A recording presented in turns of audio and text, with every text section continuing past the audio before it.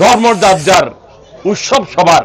এই উৎসবে শুধু সনাতন ধর্মীরা এখানে সামিল হয় না, আমাদের মুসলমান ধর্ম বলেন আর অন্যান্য ধর্মাবলম্বী যারা আছেন সকলেই একত্রিত হয়ে এখানে উৎসব উদযাপন করে থাকেন।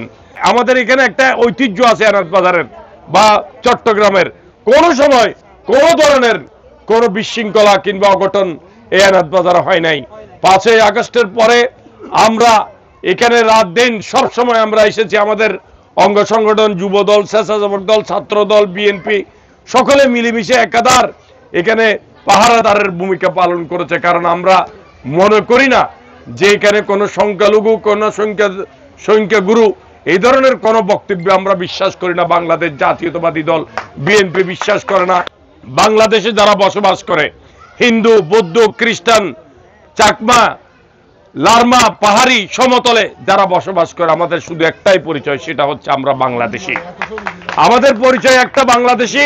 আমাদের সকলের সমান অধিকার আমরা এখানে সংরক্ষণ করি, সকলের সমান অধিকার এখানে।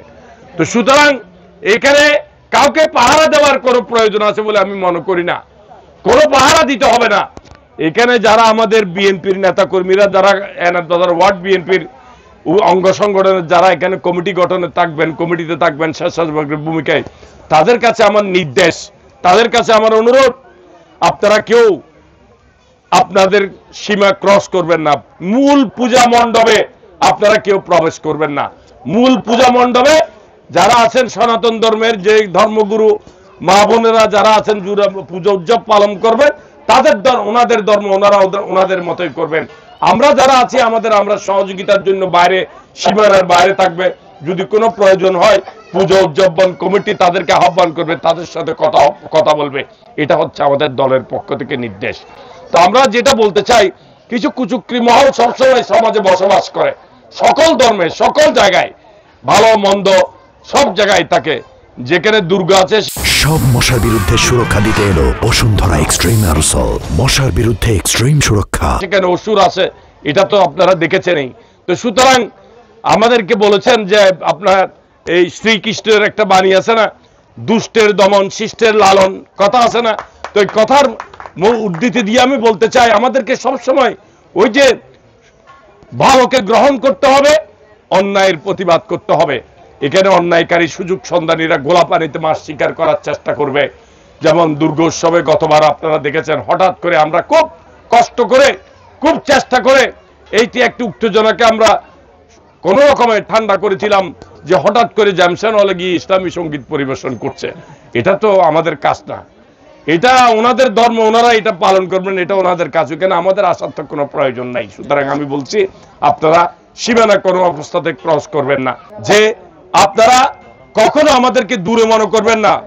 আমরা আপনাদের কাছের মানুষ, একটি সম্প্রদায়, একটি গোষ্ঠী 16-17 বছর আপনাদের থেকে অনেক দূরে সরিয়ে রেখেছে আমাদেরকে, আপনাদের কাছে আসতে দেয় নাই।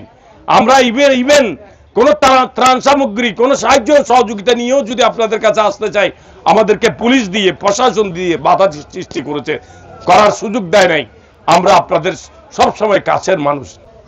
ফেব্রুয়ারি নির্বাচনকে বাধাগ্রস্ত করার জন্য বিভিন্ন চক্রান্ত চলছে। একটি গোষ্ঠী চলে গিয়েছে, আর একটি ধর্ম ব্যবসায়ী জামাত শিবির, যারা 71-এর পরাজিত শক্তি, যারা 71-এ হিন্দুদেরকে দেখে দেখে মেরেছিল, তারা কিন্তু আপনাদের কাছে আসবে। তাদের মতো অভিনয় কিন্তু আর কেউ জানে না। সুতরাং ধর্ম ব্যবসায়ীদের অভিনয় থেকে আপনারা দূরে থাকবেন। আপনারা দেখেছেন গতবার দুর্গাপূজায় জ্যামশন হলে গিয়ে তারা কিন্তু ইসলামী সঙ্গীত করেছিল, সেটা কিন্তু সবাই জানেন। সুতরাং আপনি সবাইকে বিশ্বাস করতে পারবেন, সবাইকে বিশ্বাস করতে, জামাত শিবিরকে কোনোদিন বিশ্বাস করতে পারবেন না। সকলে সতর্ক থাকবেন। সামাজিক যোগাযোগ মাধ্যমে যে গুজব সৃষ্টি হয়, সেই গুজব থেকে আপনারা সতর্ক থাকবেন। কারণ একটি গুজব সৃষ্টি করে দিয়ে আমাদের সকল সম্প্রদায়কে বিপদে ফেলতে পারে, আমাদের উৎসব ম্লান করে দিতে পারে। সেই কারণে সত্য মিথ্যা যাচাই না করে ফেসবুকে কোনো কিছু শেয়ার করবেন না।